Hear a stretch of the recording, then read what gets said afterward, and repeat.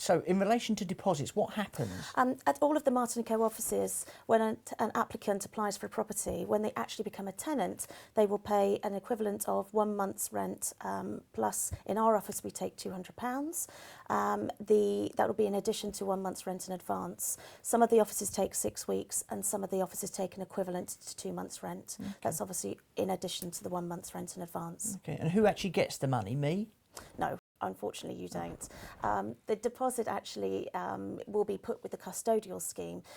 As of April 2007, there was new legislation introduced regarding tenancy deposits, which was there to protect the tenants from disputes at the end of tenancies, and also with regard to potentially landlords not providing with the correct information.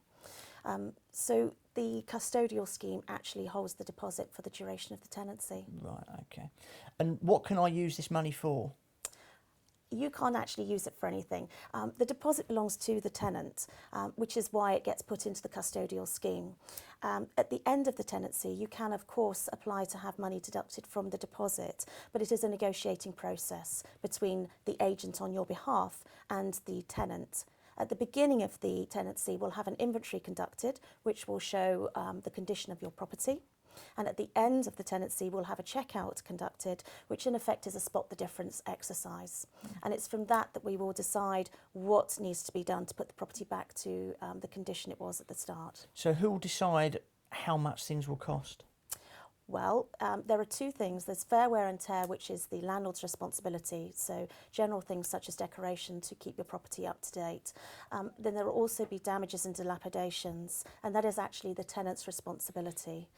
We will ask a contractor to quote for the work, and then we will put these quotes to the tenant and negotiate with them to ensure that the maximum work is done to bring your property back.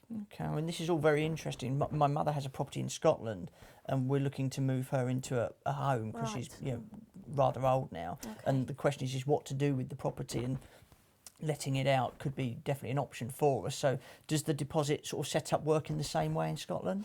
Interesting. It doesn't currently work in the same way. It will be, though. There is new tenancy deposit protection laws coming into Scotland too.